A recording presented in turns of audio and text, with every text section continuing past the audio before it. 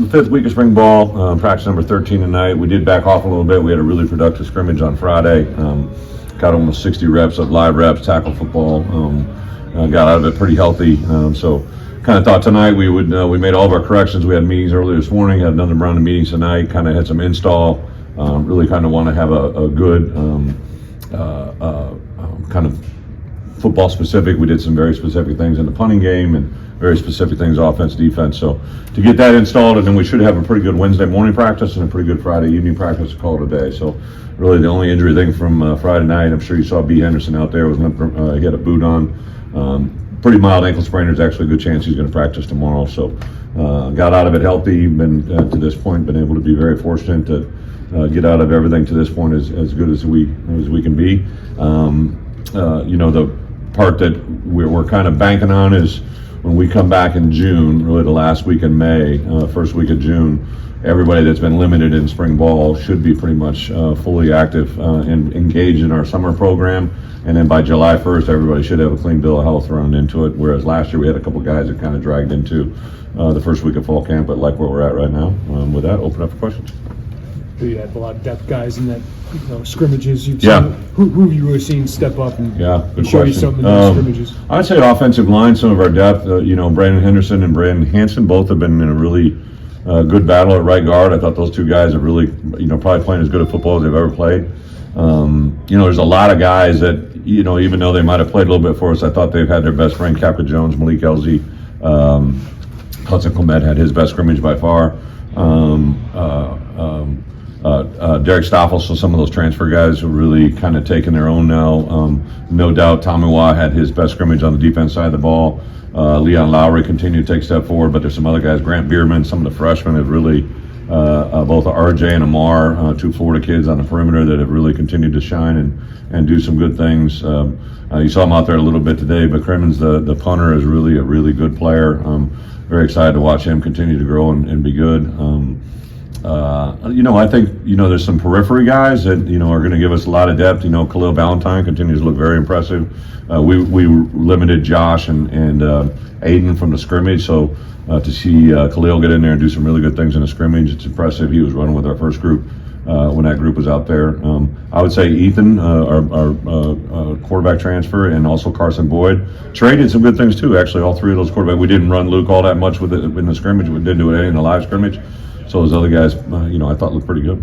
What was it? A lot from Aaron and Corey, both about Tanner Heckel. So yeah. He moved to corner. What have you liked about what he's shown you this spring? Yeah, Tanner's just a really good ball player.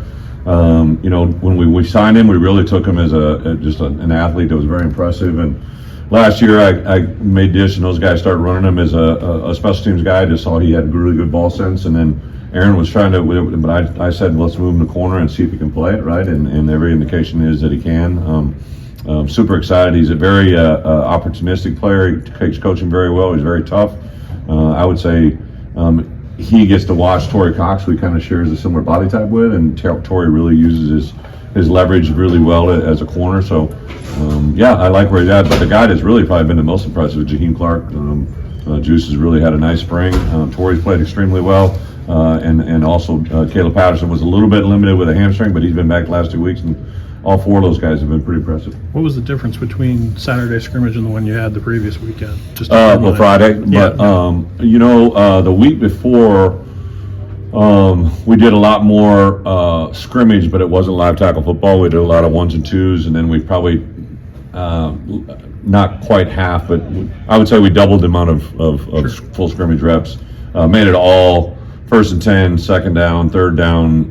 We had some red area. We had some move the ball. The week before, it was all pretty much early downs, regimented, some third down stuff, but there wasn't a lot of move the ball, and there was a lot of move the ball Saturday or Friday.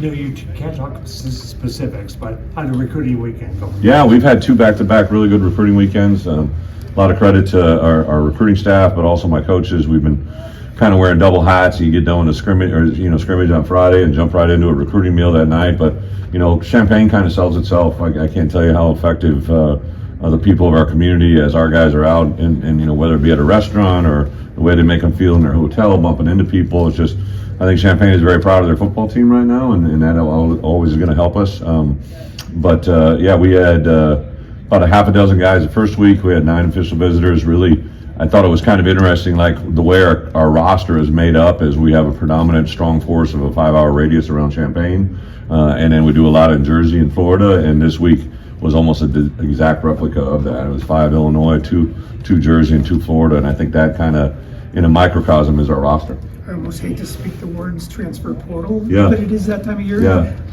When's do, that? do you have any feel for how this cycle may affect your team? Good question. I think in the transfer portal, you have to understand where it is and when it's coming. But like there's been times where I thought guys might be getting in and they didn't. I thought there would be guys that weren't that did.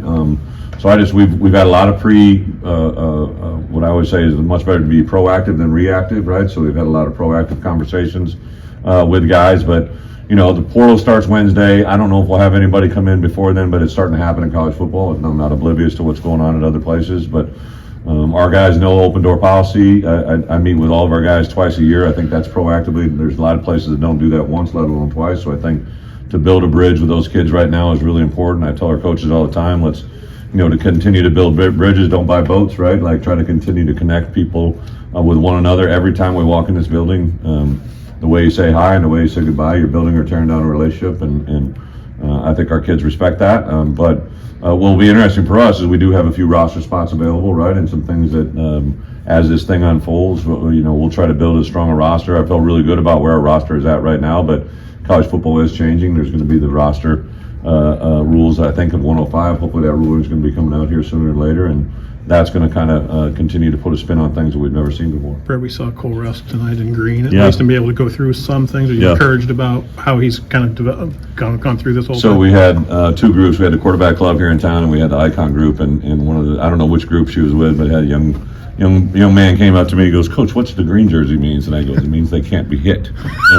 So Cole's been clear for everything non-contact. So that's why you see the quarterbacks in green, right? Like so Cole has been a kind of a steady progress. We actually, I want to say the first week he jumped in and did some things, and wasn't quite where we wanted to be. So today was a really big day. I was busting him up today in the stretch line. Him and Luke was busting him up, Aiden Lawfrey. But Cole is a very impressive, good-looking kid that we know a lot about because we recruited him, and he got in a good summer, and then he got in 5 practices, but we really haven't had him since. So we're excited to see anything we can here, but he'd be another guy in June. It's got to be a big month for us. Brett, what do you think of a second open window for transfers? Is this something that needs to change long term? Yeah, with the portal window, I just kind of say this, like, just tell me the rules and I can play by it, right? Like, I have feelings. There's no doubt in my mind it's probably one of the most exciting things, in my opinion, in my career since I've been in college football. The addition of the portal in combination with NIL/revenue share, it just makes it makes the playing field so much more even. Even when I was, I distinctly remember being a head coach of Wisconsin. We had won a bunch of games, and we went into a Big Ten meeting, and I was mad because we had won more games during the window of time we were talking about than anybody else in our conference, even more than Ohio State. And they were all talking about 4 teams, right, that we had beaten, one of the things Coach Alvarez, who was a guiding light in my life for a long time, he said, you can't change 50 years of history, right? And I'll never forget that, right? Because as much as you do in the short term, you can't really affect what's happened in the long term. But you can make an immediate impact. You can change the perspective. We had another national couple beat writers in today. The last couple weeks had them come in, and one of the things I said last week to one of the writers who was in, they've been doing this job for 12, 13 years or whatever since the playoffs have been alive. And I said, how many times have you been to Champaign? And she said, never. I said, exactly, right? I know we've come a long way. I'm excited where we're at, but we can't forget where we got to. And we've done a good job, in my opinion, in the portal world of evaluating immediate needs that we need, finding kids that fit our program. We had one guy, that kind of struggled in that world, and it was something we all learned from. So I think we've done a really good job of identifying areas that we need. And I think this weekend we'll get done Friday night, and we'll have a pretty lengthy personnel meeting on Saturday, and just what little pieces can we find for the 2025 season that, maybe a guy here, a guy there, a backup here, a backup there, a role player here, a certain skill set here, and see where we can go.